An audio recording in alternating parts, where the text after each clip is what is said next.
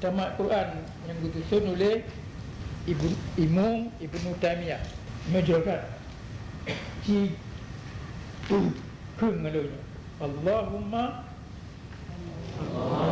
irhamni bil Quranil Azim. Ya Tuhanku, sayang tolong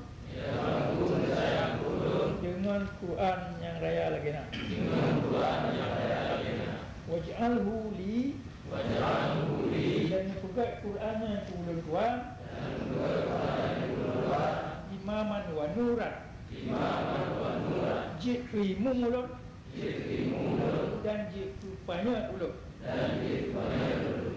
Allahumma ya Tuhanku, zakirni minhu ingat ulun tabe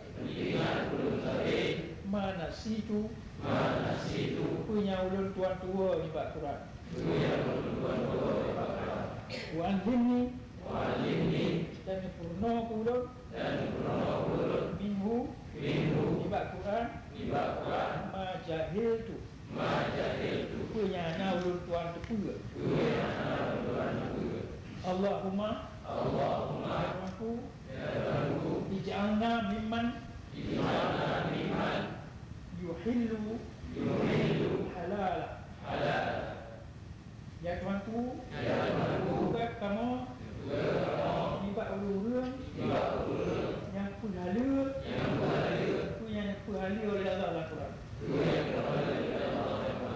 Wa hadimu harama dan puhalal yang akan puhalal dalam Quran. Banyak malu dan berkamu kubur bimuhkimihi dengan bantu hukum-hukum dalam Quran. Wa yu'minu bimutasyabi yang kamu percaya iman dengan yang ada takram. Jadi yang takram kabur, yang syubhat kamu iman sih. Wa yatluhu haqqa tilawati jika kamu ulun belum buat Qurannya dengan buat yang betul-betul Masyarakat yang malu tu hanya galak dia tak juga tapi dah tertua ni Allahumma ja'alna ampun juga kamu ya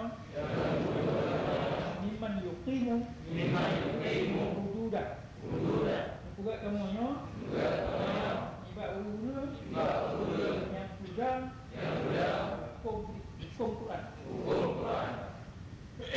Wala taj'alna dan juga kamu mimman yuqimu ibad ulun yang pegang hurufan ini aku jangan lah agak mudah tulis-tulis ke wala taj'alna mimman yuqimu hurufan ben buat kamu ni buat huruf yang pegang tulisan ni kamu yang pegang ko ni kita rumah mak pegang ko bukan yang nombor 3 kemana pegang ko wala taj'alna mimman yuqimu hurufan ben buat kamu yang ni buat yang pegang lah. Wajibnya hududah sudah haram yang ada hukum.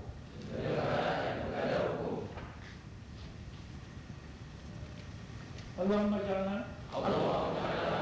juga kamu manittaba al-Quran ba'uli yang tidak faqarahu kamu yang pilih Quran ila ridwanika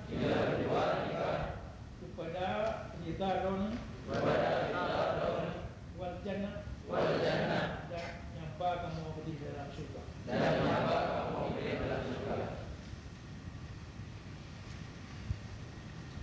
Nampak?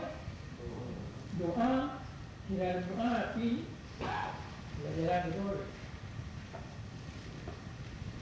mau itu pula nyonya mesti dapat apa ada yang murno. Penena tapanya mana ada yang murno.